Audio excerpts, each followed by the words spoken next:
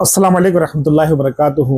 मेरे प्यारे दोस्तों, हज़रत मौलाना साद साहब के पीछे हाथ धो के पड़े हुए मुफ्ती अरशद साहब आखिर जो है ऐसी सी बातों पे आ गए हैं जिसका ना कोई निज़ामुद्दीन से सबूत है, न किसी साथी से सबूत है। अब बदगुमानी तो कितना भी पैदा कर लो, वो बदगुमानी तुम्हारे ज़बान से है, दिल से है। बदगुमानी को कोई नहीं रोक सकते, क्योंकि शैतान जो है जब देख लेता है कि कहीं से भी जो है मेरा काम नहीं चल रहा, तो वो ऐसे गुनाह कराता है जिसका बंदे पर गुमान भी नहीं गुजरता। जैसे कि किसी नमाज पढ़ने वाले से कभी जो है नमाज नहीं छुड़वाएगा, रोज़ा नहीं छुड़ाएगा, कुरान शरीफ की तिलावत नहीं छोड़ेगा, बल्कि ऐसे काम कराता है जो उसके जहन में भी नहीं होता और वो गुनाह कर बैठता है। जैसे कि चुगली, ग़ीबत, बदगुमानी, ये सब जो है आते हैं और ये किसी को भी नहीं छोड़ता। ये ना आम आदमी को छोड़ता है, ना उलेमा को छोड़ता है। तो देखो, ऐसे ही कुछ अल्फाज जो है मुफ्ती अरशद देहली वाला अपनी ज़बान से अदा कर रहे हैं, जिसका कोई हकीकी सबूत नहीं है। किसी एक साथी से जो काम में लगे हुए हैं, या किसी एक आलिम से जो काम से मानूस हो और न्यूट्रल हो, वन साइड नहीं, मुखालिफ नहीं, जो न्यूट्रल हो, उनसे जो है ये बात कहला दें कि इस तबलीग वाले जो हैं ऐसा करते हैं। तो क्या कह रहे हैं आप सुनो, फिर उसका जवाब मैं खुद हजरत जी मौलाना साहब की वीडियो से दूंगा। अब सुनिए क्या कह रहे हैं हजरत। तफसील से समझिए। एक आम आदमी जो कभी जमात में नहीं गया वो जाहिल होता है, लेकिन जमात में जाकर आने के बाद उसका अमल तो सुधर जाता है, लेकिन अब वही शख्स जाहिल मुतलक से जाहिल मुरक्कब बन जाता है। जमात में जाने से पहले ये शख्स अमल से तो कोरा था, लेकिन इल्म उलमा की इज्जत करता था, मदारिस की इज्जत करता था। कोई आलिम दीन रास्ते से गुजरे तो इज्जत के साथ रुक कर उसे सलाम करता था, और किसी आलिम दीन के साथ दस्तरखान पर बैठने को अपने लिए बाइसे फख्र समझता था, और अपने दिल में इल्म और उलमा की कदर लिए घूमता था। और आलिम कोई बात कहे तो उसे हमातन गोश होकर सुनता था। लेकिन यही शख्स जब 4 महीने जमात में जाकर वापस आता है तो अब इल्म उलमा की हकारत दिल में लिए घूमता है। हाँ, वो उलमा जो तबलीगी जमात के मुरव्वजा काम में लगे हुए हैं, उनकी तो वो बड़ी इज्जत करता है, लेकिन वो उलमा जो तबलीगी जमात के काम से जुड़े हुए नहीं है, जो मदारिस में, खानकाहों में या दीन के दीगर शोबों में लगे हुए हैं, उन उलमा की अहमियत उसके दिल से बिल्कुल खत्म हो जाती है। अब वो उन उलमा से बहस भी करता है। उलमा कोई बात समझाए तो समझने के लिए तैयार नहीं होता, और सबसे बढ़कर ये कि वो ये समझने लगता है कि असल तबलीग तो हम कर रहे हैं, उलमा तो तनख्वाह लेकर पढ़ा रहे हैं,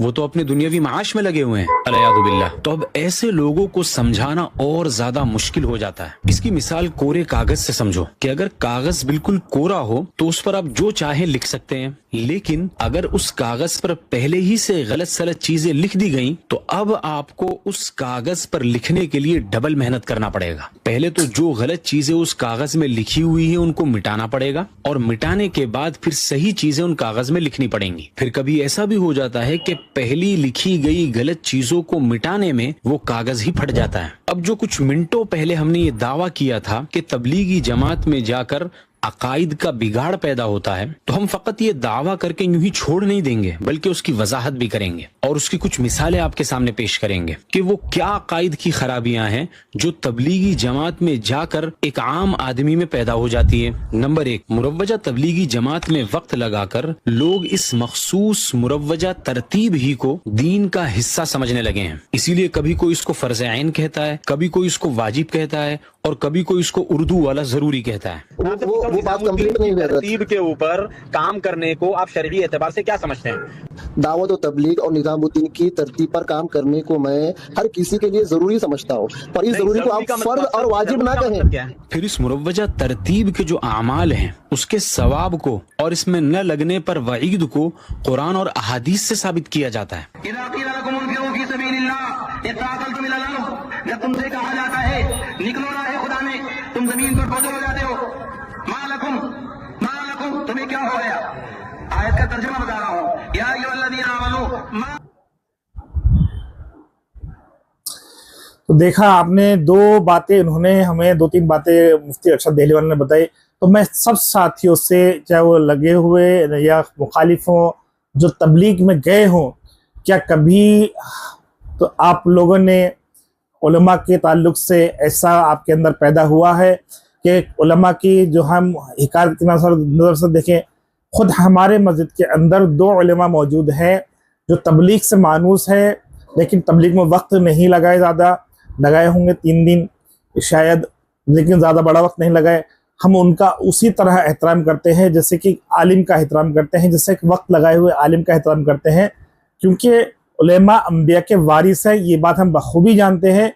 اور ہم اس سے ہٹ گئے تو یعنی کہ نبی صلی اللہ علیہ وسلم کی اس بات سے ہٹ گئے کہ علماء انبیاء کے وارث ہیں۔ ہم نے یعنی کہ علماء کی اگر توہین کی تو نبی صلی اللہ علیہ وسلم کی توہین کی، تو ہم اس طرح کیوں عمل کریں گے کہ علماء کی توہین کر کے نبی صلی اللہ علیہ وسلم کی توہین کرے، نعوذ باللہ۔ تو ہمارے دل میں ایسا کوئی خیال نہیں آتا وقت لگائے ہوئے ساتھوں کی، بلکہ ہمارے دل میں جب سے ہم وقت لگائے ہیں علماء کی جو ہے عزت بڑھ گئی ہے، کیونکہ ہمیں یہ بات معلوم ہو گیا ہے کہ یہ علماء کس تکلیف سے علماء بنے ہیں۔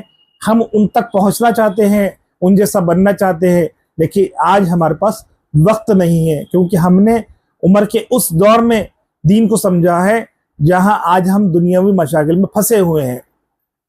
تو اب میں مولانا سعد صاحب کی اس تقریر سے جواب دینا چاہوں گا جو مولانا سعد صاحب نے ہمیں سکھایا ہے۔ اس ویڈیو کو دیکھو آپ۔ تو پیارے دوستو اس ویڈیو کو دیکھو آپ حضرت جی کی۔ رواجی طریقوں نے امت کو علماء سے مستغنی کر دیا ہے کہ کیا ضرورت ہے عالم کی، ایک بٹن دباؤ، جو سے چاہو مسئلہ دیکھ لو، جو سے چاہے حدیث دیکھ لو۔ حالانکہ تربیت جو صحبت کو چاہتی تھی، خدا کی قسم صحبت تو انسان کے علاوہ کوئی مخلوق قابل صحبت ہے ہی نہیں۔ صحابہ نے آپ کی صحبت سے علم لیا ہے، تابعین نے صحابہ کی صحبت سے علم لیا ہے۔ مصاحبت تو اور تربیت تو کسی مخلوق سے ممکن ہی نہیں ہے سوائے انسان کے۔ یہاں آلات پر علم ڈال دیا ہے کہ اب علماء کی ضرورت نہیں ہے۔ یہی زمانے کا سب سے بڑا فتنہ ہے کہ امت کو علماء کی ضرورت نہ رہے۔ اس لیے یہ بات یاد رکھنا، مولانا ایسا فرماتے تھے کہ رواجی طریقوں سے رواج ترقی کرے گا، دین ترقی ہرگز نہیں کرے گا۔ رواج ترقی کرے گا۔ میں نے شروع میں عرض کر دیا تھا، بالکل ابتدا میں خطبہ مسلمہ کے بعد ہی عرض کر دیا تھا کہ کوئی طریقہ کسی سنت کا متبادل نہیں ہے، کہ امت جا رہی ہے سہولت کی طرف، اور سہولت کھینچے کی رواج کی طرف، اور سنت کھینچے کی مجاہدے کی طرف۔ اچھی طرح سمجھ لو۔ اس لیے میرے دوستو عزیزو، علم تو علماء کی صحبت سے حاصل کی۔ دیکھو حضرت جی نے کیا فرمایا، علم تو صحبت سے ہی حاصل کیا جائے گا، علماء کی صحبت سے۔ تو کہاں حضرت جی نے یہ کسی بھی تبلیغ جماعت کے کسی بھی عالم نے یہ کہا ہو کہ علماء انہی کو علماء میں بیٹھو، بلکہ حضرت جی تو یہاں تک فرماتے ہیں، یہاں تک فرمایا حضرت جی مولانا سعد صاحب نے، اگر تم کسی اپنے مسلک یعنی کہ اپنے مانوس تبلیغ کے مانوس علماء کو اگر چائے پلا رہے ہو تو دوسرے کسی ایسے عالم کو جو کام سے مانوس نہ ہو اس کو چائے کے ساتھ ساتھ بسکٹ بھی کھلاؤ۔ اس کی اتنی تواضع کرو کہ جتنے اپنے جو ہے مسلک یعنی کہ اپنے جو کام سے مانوس عالم ہیں ان سے زیادہ تواضع ان عالم کی کرو جو کام سے مانوس نہیں ہے، تاکہ دل میں یہ حقارت نہ ہے کہ یہ کام سے دور ہے یا کام میں جڑے ہوئے نہیں ہیں، یہ ہمارے کام کے نہیں ہے، بلکہ ہم تو خود، میں اگر آپ کو چاہے تو کئی سارے ایسے علماء کے انٹرویو لا کے دے سکتا ہوں جو کام سے جڑے ہوئے نہیں ہیں، اور ہماری ان سے ملاقات ہے، جان پہچان ہے، اور ہم ان کو عزت دے کر بات کرتے ہیں۔ خود ہمارے حلقے کے اندر کئی سارے علماء ایسے ہیں جو دعوت و تبلیغ میں لگے ہوئے نہیں ہیں، جب ان سے جا کر ملاقات کرتے ہیں بڑے عزت و احترام کے ساتھ ملاقات کرتے ہیں، اور وہ بھی ہمیں عزت و احترام کے ساتھ بات کرتے ہیں۔ ویڈیو اگر پسند آئے تو لائک کریں، شیئر کریں، اور میرے چینل کو سبسکرائب کریں۔